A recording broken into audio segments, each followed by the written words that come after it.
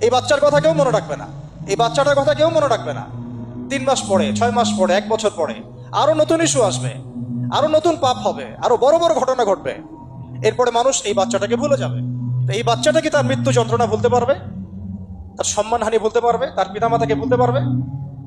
এখন প্রশ্ন হচ্ছে, তার পিতাকেও যদি আমরা জিজ্ঞাসা করি, ইসলামে রেপের শাস্তি হচ্ছে মৃত্যুদণ্ড, আর ব্যভিচারের শাস্তি হচ্ছে অর্ধেক কোমর পর্যন্ত পুঁতে পাথর নিক্ষেপ করে হত্যা করা।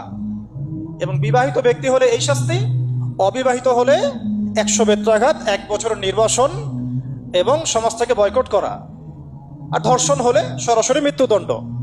3 মাস সময় লাগার কথা না, 3 দিনের মধ্যেই করা সম্ভব। এটা শরিয়া আইন, এটা আল্লাহ রাব্বুল আলামিনের শরিয়া বিধান। এখন তারাও কি এটাতে রাজি হবেন? যারা শোক প্রকাশ করছেন তারা কি এই বিধানটা কার্যকর করতে রাজি হবেন? যে ধর্ষককে সবার সামনে প্রকাশ্যে মৃত্যুদণ্ড দেওয়া হোক, শরিয়া আইন কার্যকর করা হোক? রাজি হবেন না। কারণ আপনারা বলবেন এটা করতে গেলে বাংলাদেশ থেকে মৌলবাদী রাষ্ট্র হয়ে যাবে।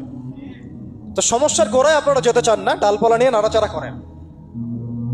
জেনা ফ্রি মিক্সিংটাকে উন্মুক্ত করে দেয়া হলো, ছেলে মেয়ের অবাধ বিচরণটাকে উন্মুক্ত করে দেয়া হচ্ছে। একটা চরম ক্ষুধার্ত মানুষদের সামনে যদি আপনি খাবারকে উন্মুক্ত করে রাখেন, এরপরে যদি কেউ জোর করে খাবার খেয়েও ফেলে, শুধু কি আপনি খাদকের দোষ দিবেন? পুরো সিস্টেমটাই দায়ী। এই বাচ্চার কথা কেউ মনে রাখবে না, এই বাচ্চাটার কথা কেউ মনে রাখবে না। 3 মাস পরে, 6 মাস পরে, 1 বছর পরে আরো নতুন ইস্যু আসবে, আরো নতুন পাপ হবে, আরো বড় বড় ঘটনা ঘটবে। এরপরে মানুষ এই বাচ্চাটাকে ভুলে যাবে। তো এই বাচ্চাটা কি তার মৃত্যু যন্ত্রণা ভুলতে পারবে? তার সম্মানহানি ভুলতে পারবে? তার পিতামাতাকে ভুলতে পারবে? এখন প্রশ্ন হচ্ছে, তার পিতাকেও যদি আমরা জিজ্ঞাসা করি, ইসলামে রেপের শাস্তি হচ্ছে মৃত্যুদণ্ড, আর ব্যভিচারের শাস্তি হচ্ছে অর্ধেক কোমর পর্যন্ত পুঁতে পাথর নিক্ষেপ করে হত্যা করা। এবং বিবাহিত ব্যক্তি হলে এই শাস্তি, অবিবাহিত হলে 100 বেত্রাঘাত, 1 বছরের নির্বাসন এবং সমাজ থেকে বয়কট করা। আর ধর্ষণ হলে সরাসরি মৃত্যুদণ্ড। 3 মাস সময় লাগার কথা না, 3 দিনের মধ্যেই করা সম্ভব। এটা শরিয়া আইন, এটা আল্লাহ রাব্বুল আলামিনের শরিয়া বিধান। এখন তারাও কি এটাতে রাজি হবেন? যারা শোক প্রকাশ করছেন তারা কি এই বিধানটা কার্যকর করতে রাজি হবেন? যে ধর্ষককে সবার সামনে প্রকাশ্যে মৃত্যুদণ্ড দেওয়া হোক, শরিয়া আইন কার্যকর করা হোক? রাজি হবেন না।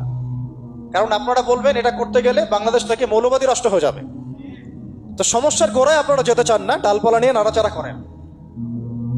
জেনা ফ্রি মিক্সিংটাকে উন্মুক্ত করে দেয়া হলো, ছেলে মেয়ের অবাধ বিচরণটাকে উন্মুক্ত করে দেয়া হচ্ছে। একটা চরম ক্ষুধার্ত মানুষদের সামনে যদি আপনি খাবারকে উন্মুক্ত করে রাখেন, এরপরে যদি কেউ জোর করে খাবার খেয়েও ফেলে, শুধু কি আপনি খাদকের দোষ দিবেন? পুরো সিস্টেমটাই দায়ী।